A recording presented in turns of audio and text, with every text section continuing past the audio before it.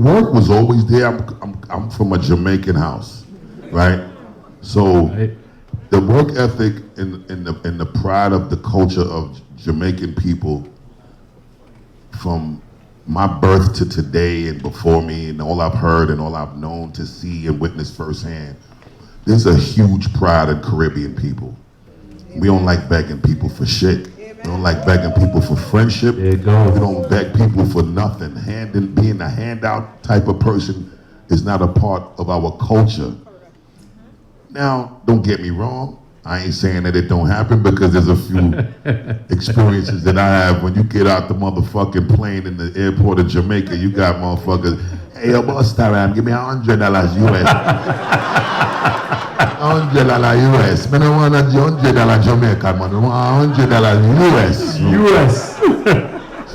So you know, this is real, but what I'm saying is the moral fiber in the fabric of Caribbean people, integrity and pride and just integrity is just the respect level of our people is to always work hard to earn your right to passage.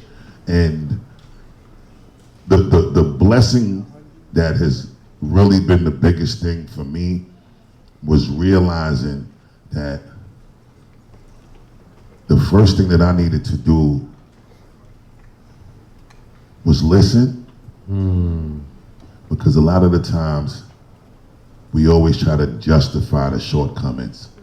We always try to make an excuse for when the motherfuckers see your flaws. And especially being 5%. There you go. You know, it was always about building in these ciphers and debating and outsmarting and acting like you had more knowledge of self than the next motherfucker. There it is. Because the duty of a civilized person is to civilize the uncivilized. So at the end of the day, it becomes a thing where even in regular conversation, you're so inspired to share the information, you ain't listening as much to information that you might need. And I just got to a point where I just felt like everything that I thought I knew and then I was applying it, definitely worked for a significant period of time, but I'm trying to go to a new place. And when I hit that 50, I said, you know what? I got more years behind me than I got in front of me. Wow. And, you know, I did what I was supposed to when I had to listen to my mother and my father. And, you know, I still was one of them rebellious kids in my teenager years and junior high school years, and I still engaged in shit that I wasn't supposed to, obviously, because I'm navigating and I'm trying to figure out life as a man, because I'm raised in a house where my father is a man's man, like old-fashioned Jamaican man's man, proud Jamaican black man, and my mother's a super proud Jamaican black woman, so I'm a proud Jamaican black child. And as I'm growing, I'm feeling like I wanted to be a man way before I was ready to be one. So I'm doing shit that I shouldn't even be doing way before I was supposed to do it. And a lot of shit you ain't even supposed to do, period.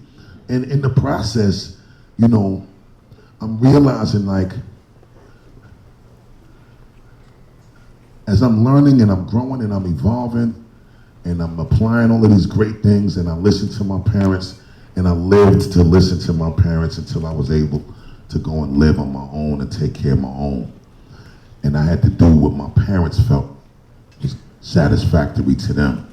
And then I have these kids, and then I gotta live for these kids, and I gotta do what's satisfactory for my kids. I gotta feed them, I gotta clothe them, I gotta work and not be able to take vacation off, because I ended up having way more kids than I should have. You love y'all. No. At the time, this is how I'm feeling. Of course, because you know, I'm dealing with these mothers, and they're dragging me through court, and I'm being pulled in a lot of different directions financially. And can I say it's also public? Yes. You know what I'm saying? Like, that's public. Like, a lot of people don't even have to deal with that in a you know, like the limelight. Oh, absolutely. So that's a whole nother mind thing. No, it was one of the most challenging mind fucks that I've ever had to experience, because you know, when you go into court in these mornings, you know, I have 4 mothers for my children, and I have 6 beautiful children. And you're dealing with having to have these stable emotions for people that see you on some fan shit, or they want to show you love in whatever way they feel like they want to show it, and they don't understand that you might have just left the court case and shit is completely not in your favor. And you ain't dealing with one, you're dealing with 4 of them.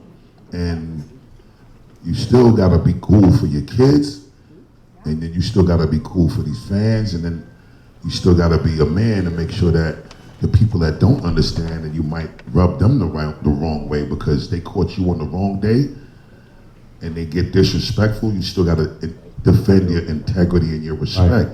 And all of that shit is a fucked up space to be in when you really ain't got nobody to talk to about what you're going through, and those challenges mentally and emotionally is a really difficult place to be in. I'm gonna be honest with you, when I was going through a lot of that, the only person I had to deal with all of this shit with me was Mona Scott Young. You hear me?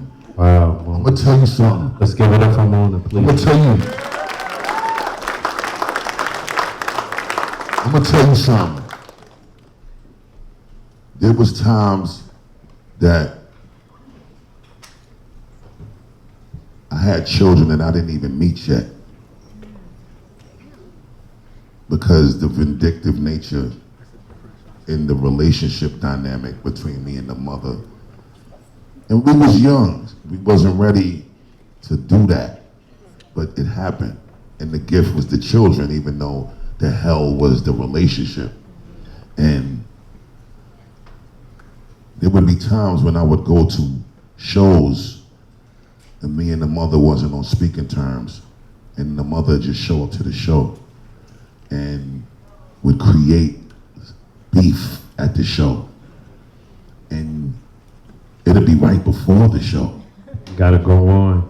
And you gotta get on the show and be on the stage, and you gotta vibe in the most pleasant and the animated and the big smile on your face shit, and then you get off the stage and they still in there. and you know, unless it's a physical thing, you can't really tell them this person gotta leave. And a lot of the times it was just like, you couldn't even enjoy yourself at work. And I'm straying because we having real talk. But, right? But let me just get to the point, right? What I was getting ready to say was, like I said, I lived my first 20 years for my parents and doing what they say. And I don't want you to misinterpret that. I'm gonna live for my mother, my father. He left us in 2014 and went back to the essence. Love to his life. Rest in peace to the old king. But when I say I lived for my mother up until I was 20, because by the time I was around 20, I was in my own crib. So now I gotta live for my kids because I'm having kids now, right? And